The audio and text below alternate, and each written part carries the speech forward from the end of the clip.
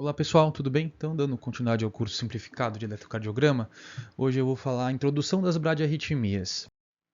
Então é legal lembrar que o coração possui aquele sistema de backup de segurança, né? Então toda vez que ocorre uma falha no sistema, algum outro foco vai assumir para que as coisas continuem a funcionar, né? Então veja, lembrar que quem manda aqui é quem despolariza mais rápido, que é o nó do sinusal. Então ele está lá comandando. Se ele falhar, via de regra, quem vai assumir vai ser então o átrio.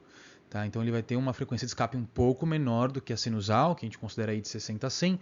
Então, depois disso, os átrios assumem com uma frequência de escape que, em geral, gira em torno aí de 40 a 60. Caso ocorra a falha do sinusal e dos átrios, quem vai assumir, em teoria, é a junção AV, também com uma frequência aí de escape média entre 40 e 60. E se tudo der errado ainda, o sistema de segurança final vai ser onde os ventrículos vão assumir o ritmo do coração. Tá? Então, uma frequência agora ainda mais baixa, por volta de 20 a 40. Lembrar que, assim, caso ocorra um atraso, pode ocorrer simplesmente um batimento de escape, certo? Se esse batimento de escape ele persistir durante vários, 2 ou mais, a gente vai chamar então de um ritmo de escape, certo? É importante só essa definição. Sobre o escape atrial ou ritmo idioatrial. Então, o que vai acontecer? A gente tem a formação de uma onda P diferente da sinusal, que vai ocorrer um tempo depois do que se esperaria do batimento sinusal normal. Então, a gente está lá com o nosso batimento sinusal ocorrendo, ok, surge um atraso e de repente vem uma onda P diferente da sinusal. E, em geral, quem assume inclusive é o átrio esquerdo. Então a gente observa o que? Um vetor se afastando das derivações esquerdas. Portanto, vai ser negativo em D1, negativo em V5, em V6. Então essa é uma característica importante. Então é simples assim. Uma frequência cardíaca que em geral gira em torno de 40 a 60. O QRS vai ser estreito, porque está usando as vias de condução normais, esperadas desde que não tenha bloqueio de ramo. Tá? E a morfologia vai ser diferente, uma onda P que surge de morfologia diferente da sinusal. Em geral, o intervalo PR é maior que 120, ou seja, é normal. Isso é um ponto importante. E aí eu já chamo a atenção aqui da bradicardia multifocal. O que acontece aqui? Lembra que a gente estudou ataque atrial multifocal? Então é o mesmo racional. Aqui eu tenho o quê? Múltiplos focos automáticos atriais que vão se alternar entre si para poder comandar a despolarização do coração. Então a gente vai ver diferentes morfologias na mesma derivação, é a mesma definição da ataque atrial multifocal. 3 ou mais morfologias diferentes de onda P na mesma derivação. Como o escape está vindo de pontos diferentes, o ritmo está vindo de pontos diferentes do átrio, o intervalo PP vai ser irregular e o RR também levemente irregular. Essa é uma característica importante. Então esses são os critérios. Em geral é um escape de frequência mais alta, né, 40 a 60. Vai ter as diferentes morfologias 3 ou mais na mesma derivação com o RR irregular, é assim que a gente define. E o QRS é estreito, que vai estar usando as vias de condução rápidas, desde que não tenha bloqueio de ramo. Sobre o escape juncional e ritmo idiojuncional. Então vai ser o mesmo racional. O nó sinusal falhou, o átrio falhou, quem vai assumir agora é a junção AV, em geral numa frequência de escape de 40 a 60. É o mesmo aprendizado que a gente teve quando estava estudando o ataque supraventricular por reentrada nodal, é o mesmo racional que a gente vai aplicar aqui. É um estímulo que está saindo da junção AV, em geral ativando o quê? Átrio e ventrículo ao mesmo tempo. O estímulo ele sobe e desce, sobe e desce. Muitas vezes, na maioria das vezes, a ativação atrial ela vai coincidir com a ativação ventricular.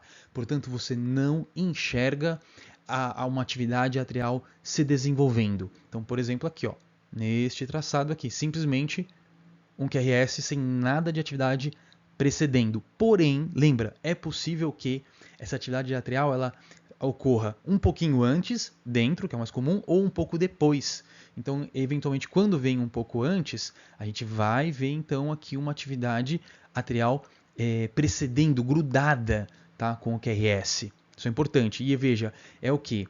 É uma onda que a gente chama de onda retrógrada, né, que está sendo ativada, ativando os átrios de baixo para cima. Portanto, quando você olha nas inferiores, D2 e 3 AVF está fugindo das inferiores.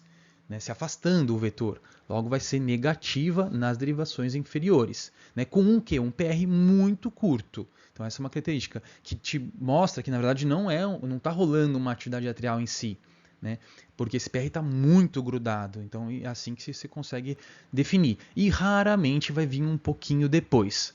Tá? Sobre o escape ventricular ou o ritmo idioventricular. Então é a mesma história. Falhou o nódulo sinusal, falhou o átrio, falhou a junção AV. Agora quem vai assumir vai ser os ventrículos, portanto a gente vai estar diante de o quê? Um QRS largo, né, com uma frequência já bem mais baixa, bem mais perigoso também, né, de 8 a 40 batimentos por minuto, né, e muitas vezes já mais relacionada à questão de uma instabilidade. Então este aqui é o aspecto. Né? Pode ser que seja então uma falha de todos os sistemas que eu comentei, mas também o que? No BAVT. Né? Então, nos bloqueios atrioventriculares totais, a gente vai observar esse tipo de fenômeno também. Né? Então, os critérios vão ser frequência muito baixa, entre 8 e 40, e um QRS o quê? Largo, portanto também chamado de aberrante. Só para resumir a questão das nomenclaturas. Então, o ritmo atrial migratório, também chamado de marcapasso atrial migratório, ele pode ser de uma baixa frequência, que é a bradiatrial multifocal.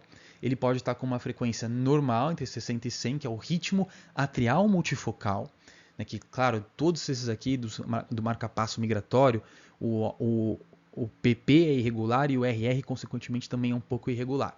E que a gente já estudou, ataque atrial multifocal, típico lá do DPOC. Sobre os ritmos juncionais, então o ritmo também chamado de idiojuncional, quando ele tem a frequência cardíaca mais baixa entre 40 e 60. Ele pode ter uma frequência normal entre 60 e 100, que é o ritmo idiojuncional acelerado, ou acima de 100, que é ataque juncional, certo? Que pode ser então paroxística ou não paroxística. E os ritmos ventriculares, né? Pode ser um ritmo idioventricular, que é aquele bem baixo, entre em geral 8 e 40, que eu comentei. O ritmo idioventricular acelerado, RIVA, que é uma clássica arritmia de reperfusão, muitas vezes mais benigna, né, que a gente só observa, em geral não tem um impacto importante para o paciente, né, mas pode vir em outros contextos também, inclusive, por exemplo, no paciente com AESP, né, e que também era chamada de TV lenta, né, esse ritmo idioventricular acelerado. E aí ataque ventricular, que seria simplesmente uma frequência acima de 100 com as características de QRS largo, etc.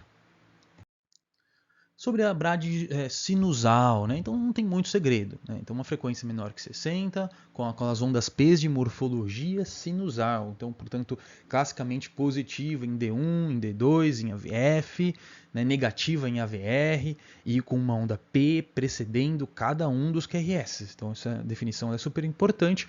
Pode ocorrer de forma completamente fisiológica, sem estar relacionada a uma patologia em pacientes jovens, com um bom condicionamento físico. Né?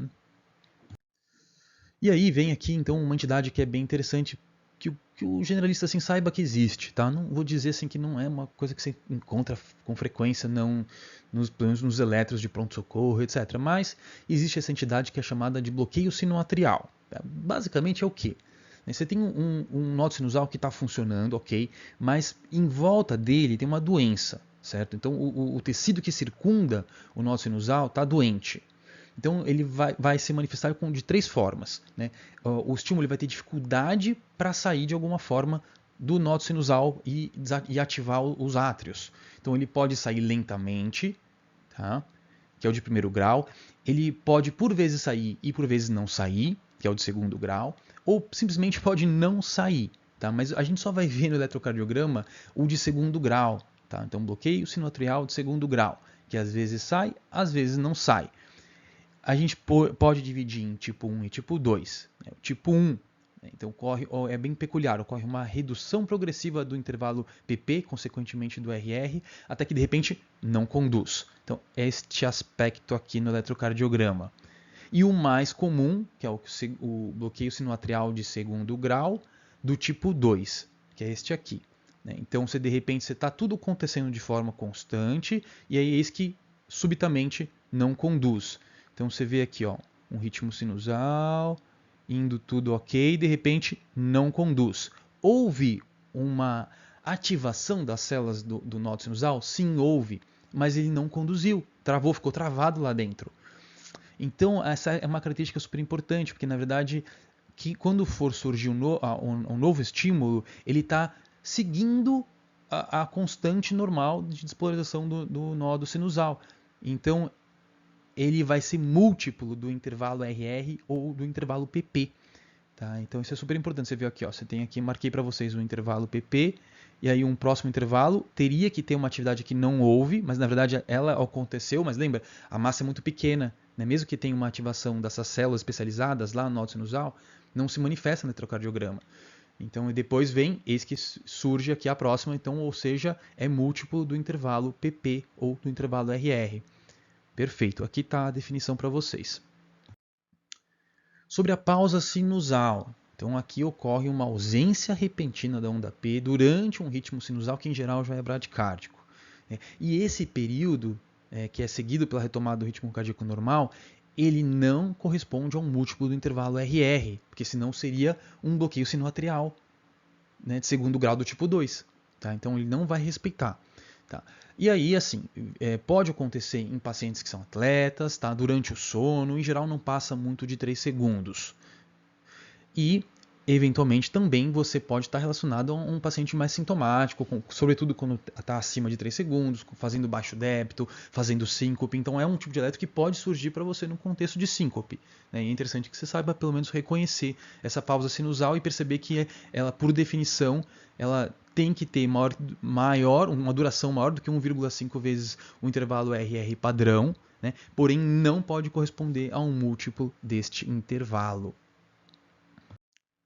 E aí, só para pincelar aqui com os contextos clínicos, né? Então, em geral, essas brades sinusais, né, elas têm um caráter benigno, a pausa sinusal, bloqueio sinoatrial, em geral tem um caráter benigno, pode estar relacionado a algum uso de medicações, beta-bloqueador, bloqueador de canal de cálcio, sobretudo os não dihidropiridínicos, né, verapamil, diazem, sotalol, meldarona, vários dos antiarrítmicos, né, condições clínicas com aumento de vagotonia, atletas, né, a síncope vasovagal, hipotermia, né, hipotireoidismo. Então lembrar que a tireoide e o coração sempre andam juntos. Né. O infarto de parede inferior a gente pega até com certa frequência, né, que é o reflexo de Bessel-Jarisch, que pega quando você vê aquele infartão de parede inferior, faz um reflexo vagal. Né? Pode ser por uma disfunção estrutural orgânica do nó sinusal e das regiões que o circundam, por doença arterial coronariana, por fibrose senil, que é a disfunção do nó sinusal, vale a pena comentar, chagas, pericardite, distrofias musculares e aí vai. Sobre a disfunção do nó sinusal, vale a pena comentar algumas coisas. Né? Uma doença fibrodegenerativa, né, que acomete o nó sinusal e a região perinodal, mais comum em paciente idoso, acima de 70 anos.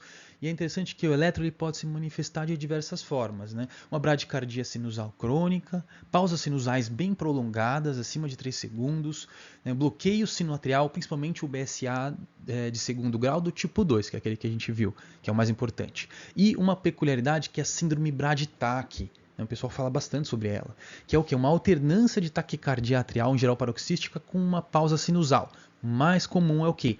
FA seguido de pausas. Por quê? Você tem uma degeneração fibrosa do átrio e daquelas regiões todas, e isso predispõe à formação de circuitos de reentrada, que é a fisiopatologia da FA. Né? Então você tem a FA e aí de repente vem uma pausona, uma bradicardia sinusal, né? E essas pausas sinusais bem prolongadas. E é isso aí, pessoal. Espero que tenha ajudado. Forte abraço.